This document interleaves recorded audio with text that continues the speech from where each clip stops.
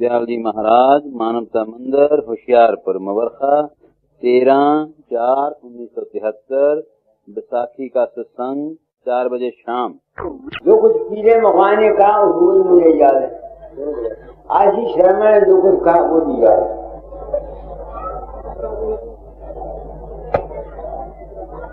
मैं अपनी आत्मा से पूछता हूँ,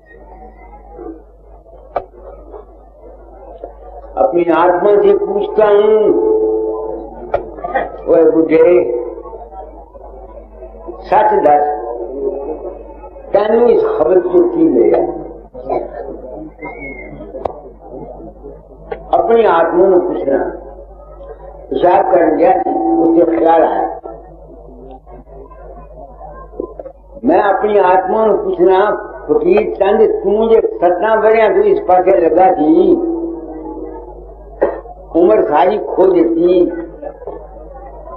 सच्चाई की तलाश तेन की लगा? तू प्रिंसिपल साहब में हाथ नहीं रखता?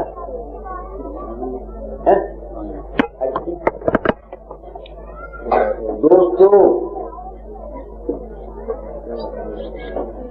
वक्त वक्त पर खास खास जज्बे के जेर असर जिस किस्म का जज्बा पैदा हुआ, उस जज्बे के एहसास से खुशी ली, आनंद लिया, प्रेम लिया, और अगर बुरा जज्बा आया तो बुरे एहसास लिए।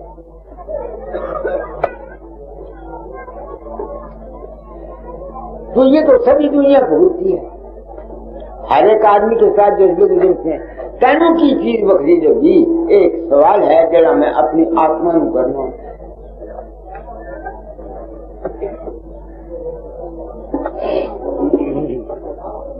काश दाता जार ने हुक्म न दिया होंगे, मैं कम करूंगा।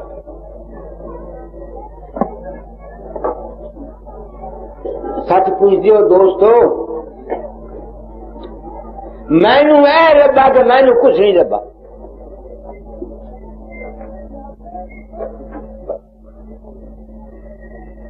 मन दौड़ दौड़ के थक गया। कब शर्म निकाल कोई है, मन तू थक जाए। मन जिसे इन्होंने क्या नाच नचने, दौड़ दौड़ के थक गया। दुनिया की तरफों भी अभ्यास ही बहुत ही अच्छा पंडित जी मेरे की साइलेंस, दिमाग के अंदर एक किस्म का सुकून आ जाता है, शांति। पता नहीं ये शांति मंदिर मकसूद है या कोई संतों की और शांति है, मुझे नहीं पता। सनातनी भी ओम शांति कहते हैं। प्रिंसिपल साहब ने भी सुबह मंत्र पढ़ा था, ओम शांति कहा, उन्होंने भी कहा ओम शांति। इनको क्या शांति मिले मुझे नहीं पता। वशिष्ठ जी किस शांति का जिक्र करते हैं मुझे नहीं पता। जिंदगी मेरी दौड़ दौड़ के मतलब है जज्बात का उठना, प्रमाद से दुनिया के मार अभ्यास, ये सब कुछ करता हुआ चला। अब मिला क्या मिलना? न कुछ खोया न कुछ पाया। दिमाग में एक जो उम्मीद थी, एक जो चुलबुलापन था, उसमें 24 घंटे तो नहीं रहती महाराज, सच्ची बात आपको कहूं, मगर शांति रहती है। मेरा ये अंजाम हुआ। मगर ये शांति आएगी कब? मैं अपने तजर्बे की बिना पर कहता हूं, क्योंकि मैं दौड़ दौड़ के थक गया हूं। जब तक कोई आदमी जिंदगी के सफर करता हुआ अपनी जिंदगी के जाती तजर्बात से फायदा नहीं उठाता, जब तक उसको शांति नहीं मिली। क्योंकि मुझे नहीं मिली, इसलिए मैं कहता हूं कि ऐसे शायद किसी को और शांति मिल गई। Silence in the beginning and silence in the end.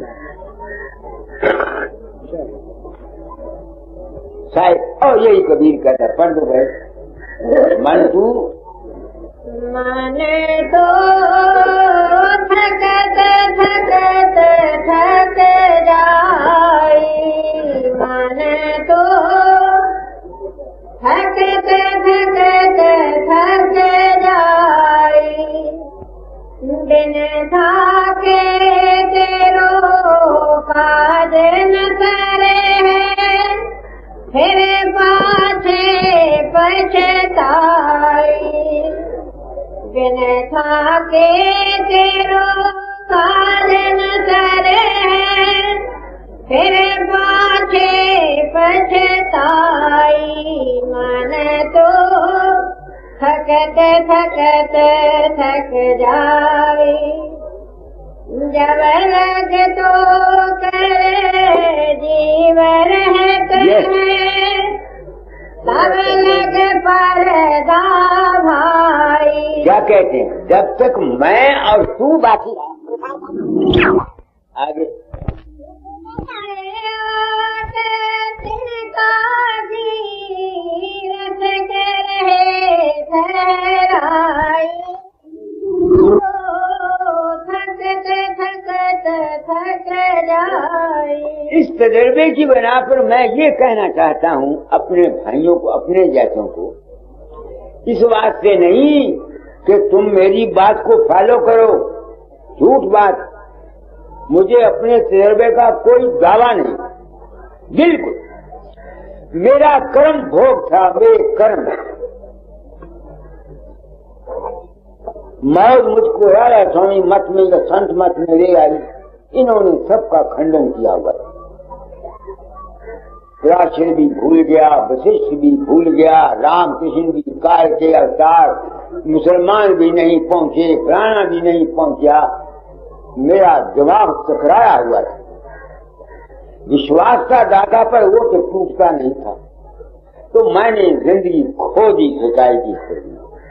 बस जब से मुझे ये ज्ञान तुम लोगों से मिला कि मेरा रूप तुम्हारी मदद करता है, मरते मेरे दिल में जज्बा दर्द है। तुम व्यास को देखो, आगे देखो, करोड़ रुपया लोगों ने इन गुरुद्वारों में और मंदिरों में या इन संतों के डेरों में दिया। क्यों? कि अंत समय तुमको गुरु आके ले जाएगा। हाँ?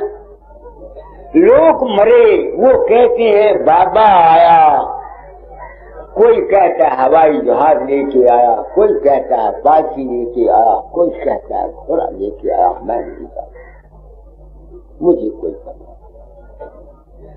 अब मैं इस ख्याल से सच्चाई को जाहिर कर रहा हूं कि हम गृहस्थियों को इन मजहब वालों ने और पंथ वालों ने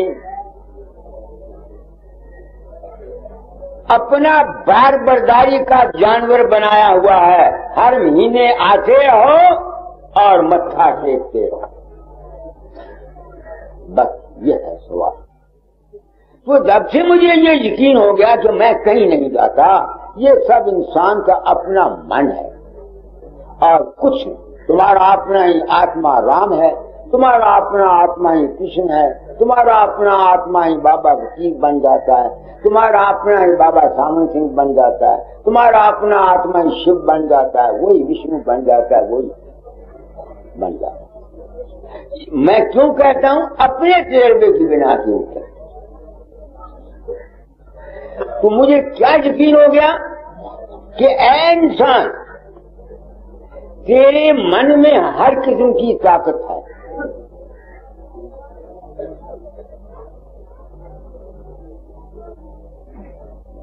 मैंने प्रण किया था, अपना अनुभव कह रहा हूं। अब तुम देखो, इंदौर के पास एक व्यास जगह, वहां एक लड़का मेरे पास आया। वो कहता, बाबा मैं गया एग्जामिनेशन हॉल में, साइंस का पर्चा था, मुझे नहीं आता था। मैं रोया, आपको याद किया, आप आ गए, आपने कहा मुझे लोग देख लेंगे, मैं उसके जज के नीचे कहता आप बैठ गए, साइंस का पर्चा हल करा दिया, उसको 100 में से 98 नंबर आए। अब मैं ब्राह्मणी का जाया हूं, क्या अपनी आत्मा से पूछने का हक नहीं रखता कि क्या तू गया था? अगर मैं ये मान लूं कि मेरी रेडिएशन गई, अगर मैं ये मान लूं कि मेरी रेडिएशन गई, तो मेरे के बाप को भी साइंस नहीं आती। ओ विशिष्ट प्रिंसिपल वल्लाराम कादरी बाबा, मेरे गुरु भाइयों, मैं ये भाषण दर्द दिल से दे रहा हूं। किनके लिए? अपने जैसे बेवकूफ व्यक्तियों के लिए कि तुमको हम लोगों ने लूट लिया है, लूट लिया है, लूट।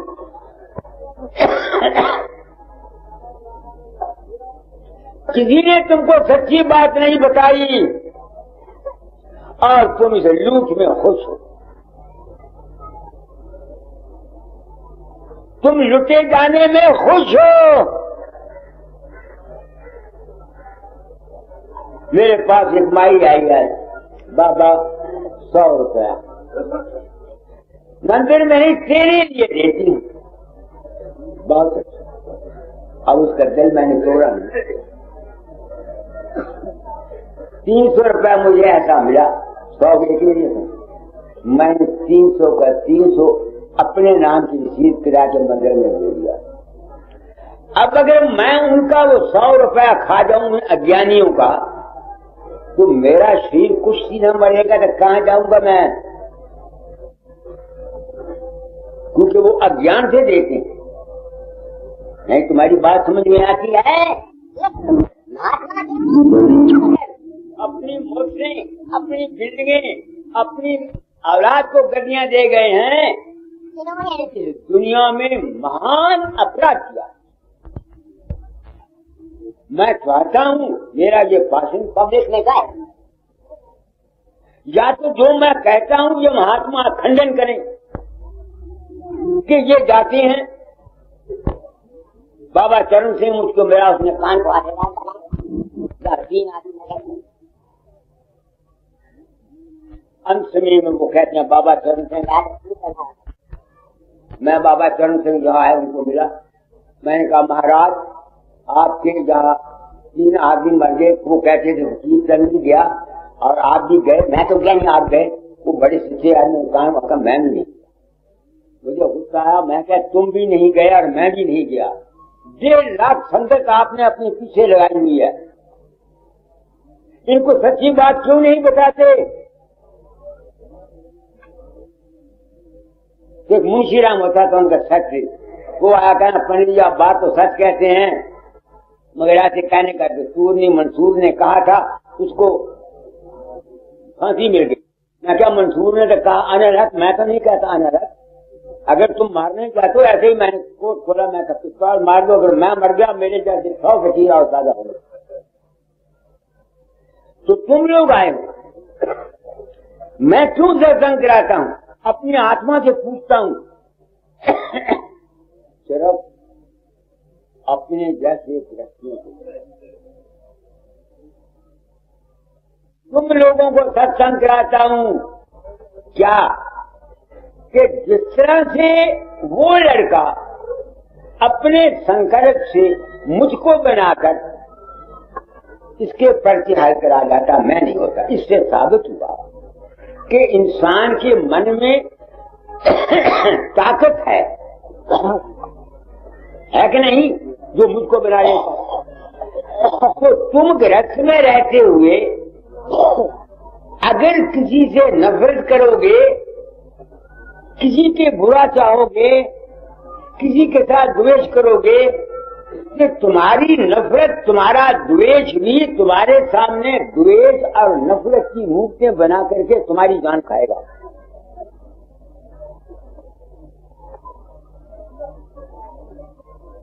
देखो ना, एक शख्स अपने मन के संकल्प से मुझको बना लेता है और आशय रखता है कि बाबा फकीर मेरा ये काम कर दे, और उनका काम हो जाता है। इससे क्या साबित हुआ? तुम आए हो सत्संग में, मैं तुमको सत्संग कराना चाहता हूं। इससे क्या साबित हुआ कि आदमी के अंतर में इतनी ताकत है कि अगर वो सच्चे दिल से किसी चीज की इच्छा करे तो वो उसकी इच्छा किसी न किसी शक्ल में पूर्ण होती है। मैंने साबित कर दिया आपको कि नहीं कर दिया? अब अगर जब तुम घरों में रहते हो, खावंद औरत के बरखलाफ सोचता रहता है, औरत खावंद के बरखलाफ सोचती रहती है, भाई भाई के बरखलाफ सोचता रहता है, जनसंघ कांग्रेस के बरखलाफ सोचता है, कांग्रेस जनसंघ के बरखलाफ सोचता है, हिंदू मुसलमान के बरखलाफ सोचता है, मुसलमान सिख के बरखलाफ।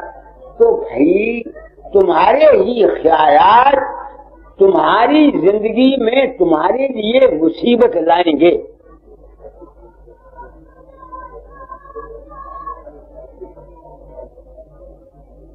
ये तो लेक्चर देना जानते हैं, वसीम जी बड़े विद्वान हैं, अच्छी तरह से बोल सकते हैं। मैं तो कुछ नहीं जानता, न मुझे बात करने आती है, एक थर्ड मिडिल हूं, कुछ जानता नहीं। मगर जो मेरा तजर्बा है मैं अपने लफ्जों में तुम लोगों को बयान करने आया। तुम लोग आए हो सत्संग, देखो कितनी कितनी दूर से आए, मेरे सिर पर कोई जिम्मेवारी नहीं है। क्या कहना चाहता हूं? अपने मन की वासना को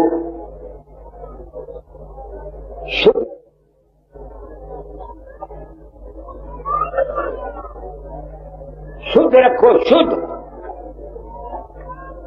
और अपने घर वालों का भला चाहो, मुल्क का भला चाहो, मजहब वालों का भला चाहो। क्यों? क्योंकि तुमको जो कुछ मिलना है तुम्हारे अपने ही संकल्प की वजह से मिलना है, तुम्हारी आग की वजह से मिलना है। मेरे ख्याल में मैंने आपको जो कुछ कहना चाहता हूं उसके समझाने में कोई कसर नहीं छोड़ी। करना तुमने क्या है? सिर्फ, मगर ये मन महाचंचल है, इस वास्ते इस मन को 24 घंटे चौकीदारी किया करते। 24 घंटे नहीं कर सकते। जब रात को सोते हो, सारा दिन सोचो, सारे दिन में तुमने क्या क्या ख्याल सोचे उनको नोट करो। दूसरे दिन जो बुराइयां की हैं उनको कम सोचो। तुम्हारे ख्याल में बड़ी ताकत है। अपनी जिंदगी को अमली बनाने की कोशिश करो। मन को किसी बुरे कर्म से बचाना है, तुम्हारी मर्जी है। तुम मन को राम नाम से काबू करो, आग ले जाओ। तुम्हारी मर्जी है ओम से करो, तुम्हारी मर्जी है राधा स्वामी से करो, तुम्हारी मर्जी है अल्लाह से करो, तुम्हारी मर्जी है। मगर कर्म से पूछते हो, मैं तुमसे 86 साल का हो गया, इस वक्त भी बाते वक्त मेरे मन में ऐसे ख्याल उठते हैं जिनको मैं नहीं करता। आपसे सच्ची बात है। फिर कई दफा सिर पटकता हूं, ये विचार मेरे अंदर में क्यों आते हैं? ये बोलते हैं कर्म का चक्कर, जो पिछले संस्कार लिए हुए। मैंने रेल के महकमे में काम किया है, बड़े आज दिन तक रेल का महकमा, रेलगाड़ी और कार मेरे सपने में जब भी आता है जरूर आती है। किसी वक्त तो मुझे याद रहता है कि ये सपना है, किसी वक्त नहीं रहता। जो इनको छूना कोई आसान काम नहीं, मगर इसके मैंने ये नहीं कि कोशिश नहीं करनी चाहिए।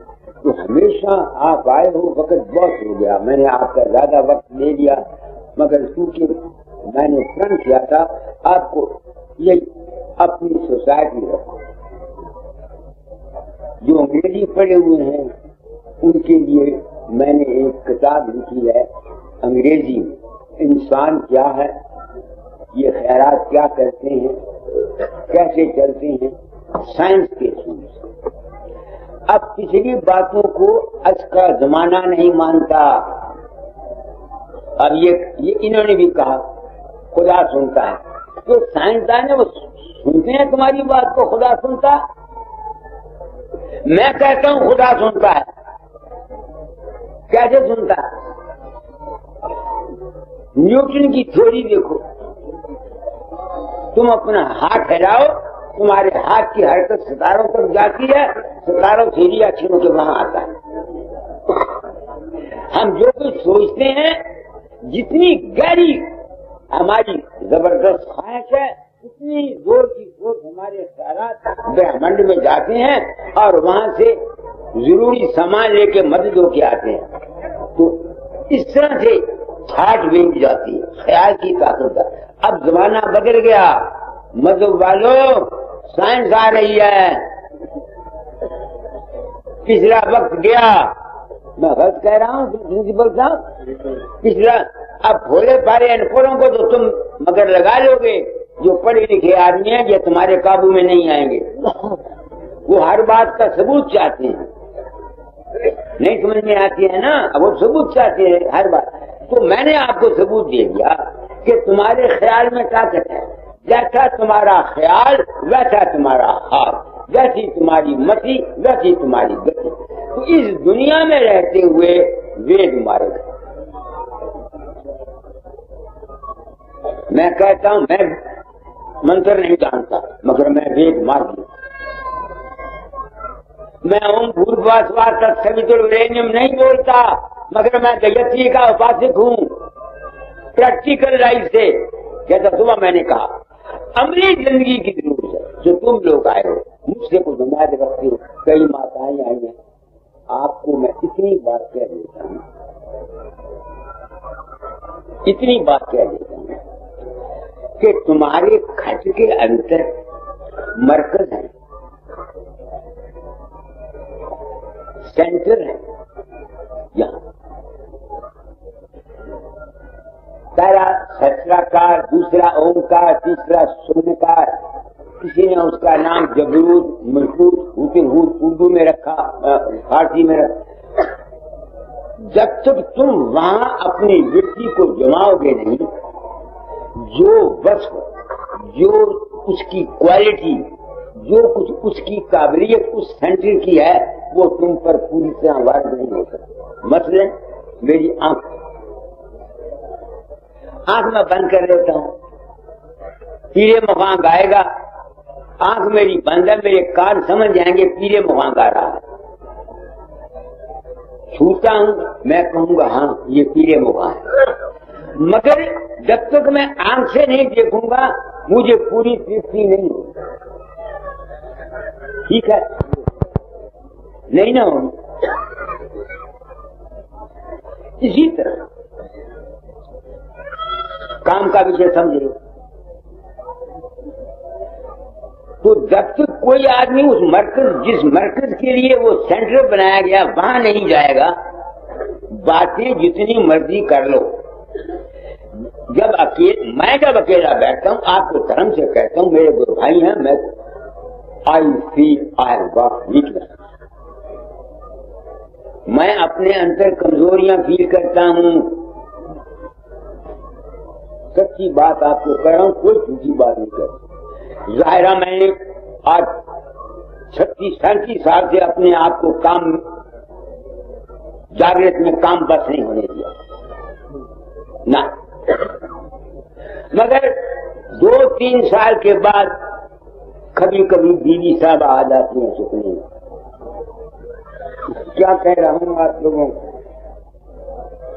अब मैं सिर भी ढूंढता हूं, मेरे बस में, मेरे बस में है। अपनी अपनी गिरबानों में मुंह डाल के देखो, तुम्हारा मन कहां कहां जाता है। इस सब का इलाज क्या है? उस मरकज पर जाओ जहां शांति है। मगर मरकज पर जाने से पहले एक इष्ट बनाओ। जितना लोभ, काम, मोह का इष्ट है, अगर काम का इष्ट स्त्री, लोभ का इष्ट नोट है या सोना चांदी है, मोह का इष्ट पुत्र और पुत्री है, जब तक तुम किसी को पुत्र और पुत्री नहीं समझोगे, तुम जो मोह की कैफियत है उसका फुल अनुभव अपने अंतर कर नहीं सकते। क्यों? ठीक है नहीं।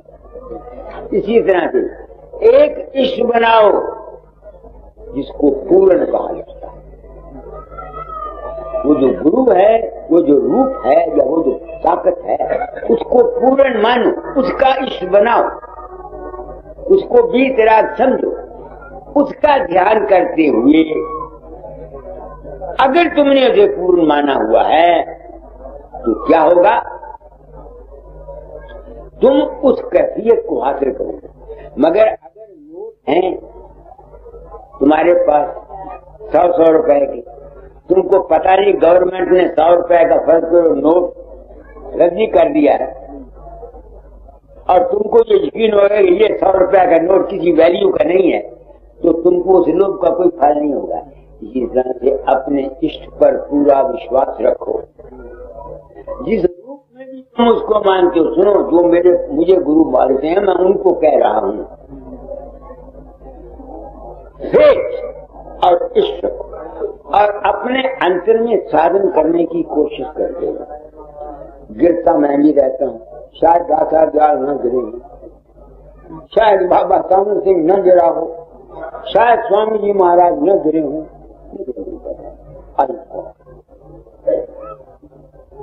I fall. मेरा फॉल करना क्या है? अपने मर्जी को छोड़कर निचली मंजिलों पर आना फॉल करना है। क्योंकि स्वामी जी ने बात लिखी है, जब सुर तालिए देह में जीव रूप ले मान, जब सुर टूटे गगन में हंस रूप है। मैं आपको 2 मिनट और लेता हूं, अपने दिल की दर्द भरी कहानी सुनाता हूं। मैंने बड़ा बड़ा अभ्यास किया, अब भी प्रकाश शब्द में जाता हूं, से ऊंचा रहता हूं। जब नीचे आता हूं मैं सोचता हूं क्या तू इतना ऊंचा करके कुछ बन गया? मैं पूछता हूं अपने हाथ में, अगर बन गया तो अपनी बीमारी को ठीक कर दे। मैं नहीं कर सकता, मैं नहीं कर सकता। फिर मैं सोचता था शायद मेरे में कम दूसरे। मैंने देखा बाबा सामन सिंह की पिछली उम्र कहा, कबीर साहब दर्द गुर्दा से सारे 11 साल बीमार थे। स्वामी रामकृष्ण परमहंस का क्या हुआ? कैंसर अफसोस से मरा। परचू साहब का क्या हुआ? स्वामी दयानंद को जहर दिया गया। जब ये महात्मा इतने इतने ऊंचे खड़े हुए भी अपनी तकलीफ को दूर नहीं कर सकते, तुम्हारी तकलीफ कहां से दूर करेंगे? किस लिए पागलों के गुरुओं के पीछे पड़ते हो?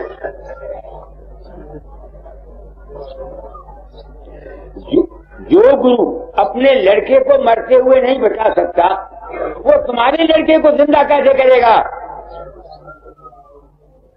मेरा लड़का गुजर गया, आई कोरोना था। हजूर बाबा सामन सिंह का जवान लड़का मर गया, घंटी रह गई। तुम कैसे उम्मीद करते हो वकील चंद से या बाबा सामन सिंह से कि वो तुम्हारे लड़के को जिंदा कर देगा? दीवानों किस लिए करके फिरते हो? जो जो कर्म तुमने किए हुए हैं वो अवश्य में भुगतने पड़ेंगे, कोई बदल नहीं सकता। क्यों लुटे जाते? किस लिए? अपने कर्म को अनुकूल बनाओ।